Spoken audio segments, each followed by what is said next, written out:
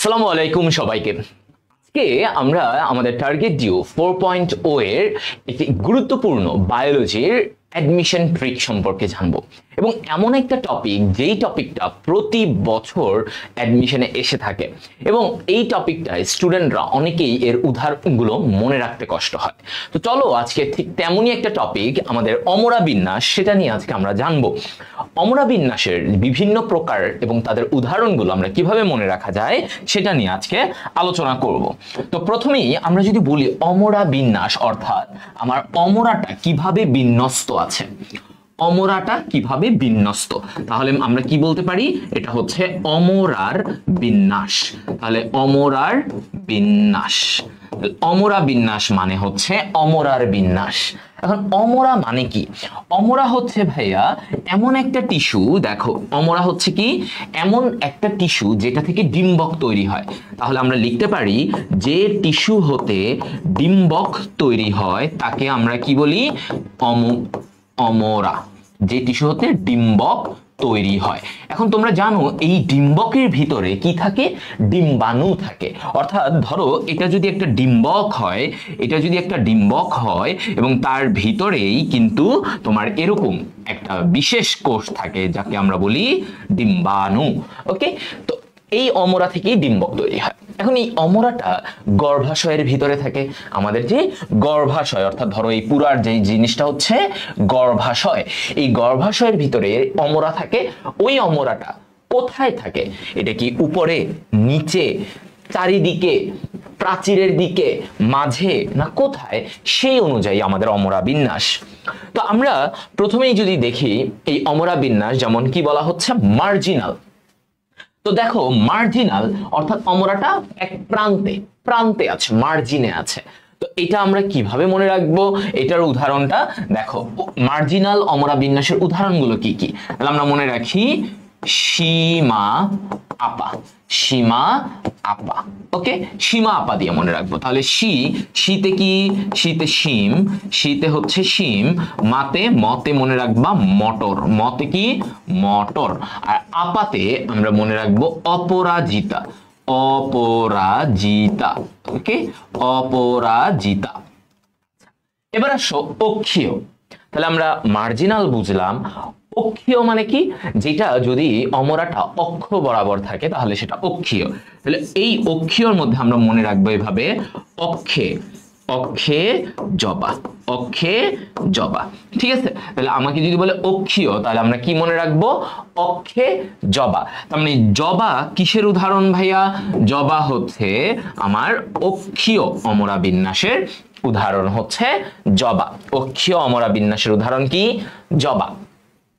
এবার আসো free central, যেখানে অমরাটা তোমার হচ্ছে অক্ষীয় থাকে, মানে কেন্দ্রের দিকে থাকে কিন্তু অনেকগুলো প্রকোষ্ঠে ভাগ থাকে এরকম। তো এই যাই হোক, ফ্রি সেন্ট্রালের উদাহরণ আমাকে মনে রাখতে হবে।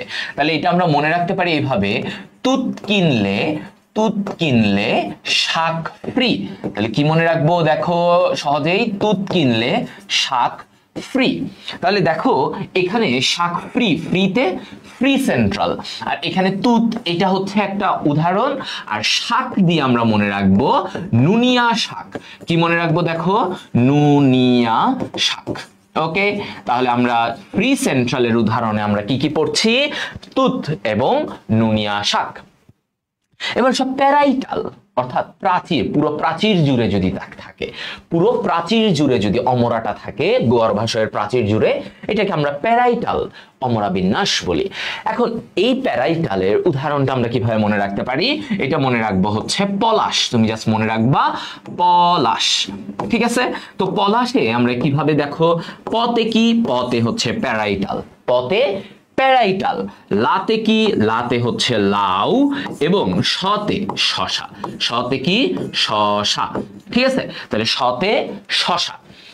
এরপরে আসো সুপারফিশিয়াল, সুপারফিশিয়াল যেখানে অমরাটা তার প্রস্থ প্রাচীরে থাকে, সুপারফিশিয়াল, অর্থাৎ অমরাটা এই প্রস্থ বরাবর অবস্থান করে, সুপারফিশিয়াল। তাহলে এইটাকে আমরা মনে রাখি কি দিয়ে? এটাকে আমরা মনে রাখি সুপার শপ। দেখো আমাদের বাংলাদেশে অনেক সুপার শপ আছে, স্বপ্ন, হ্যাঁ, এরকম আগোরা। তাহলে এই যে সুপার শপ, যেখানে সব কিনতে পাওয়া যায়, তাহলে সুপার শপে কি? দেখো সুপার শপে হচ্ছে শতে শাপলা আর পতে পদ্ম, শাপলা এবং পদ্ম। তাহলে সুপার শপ শাপলা পদ্ম, ঠিক আছে, শাপলা এবং পদ্ম, এই দুইটা জিনিস আমরা মনে রাখবো। তাহলে সুপার শপ দিয়ে শাপলা পদ্ম। এরপরে আসি আমরা বেজাল। এখানে কি বলেছে? বেজাল অর্থাৎ মূলীয় মানে অমরাটা, বেজাল মানে মূলে, মানে তার মানে গোড়ার দিকে থাকে, গর্ভাশয়ের গোড়ার দিকে থাকে অমরাটা, সেটাকে বলা হয় বেজাল অমরা বিন্যাস। তাহলে এটা আমরা মনে রাখবো কি? এটা যেহেতু মূলীয়, এটার বাংলা নাম কি? মূলীয়। বেজাল মানে মূলীয়। তো এটাকে আমরা মনে রাখতে পারি দেখো এভাবে, মূলের ত্রিধারে সুধা, মূলের ত্রিধারে সুধা, এভাবে মনে রাখো। তো মূলের ত্রিধারে সুধা, এটা যখন আমরা বলছি তাহলে দেখো মূলীয়, ত্রিধারে, এটা দিয়ে কি মনে রাখবা? ত্রিধারা। তাহলে ত্রিধারা উদ্ভিদে আমরা এটা পাবো। সুতে কি? সূর্যমুখী। সুতে আমরা কি বলি ভাইয়া? সূর্যমুখী। আর ধাতে কি? ধাতে হচ্ছে ধান, ধান। ওকে, ধাতে ধান। এবার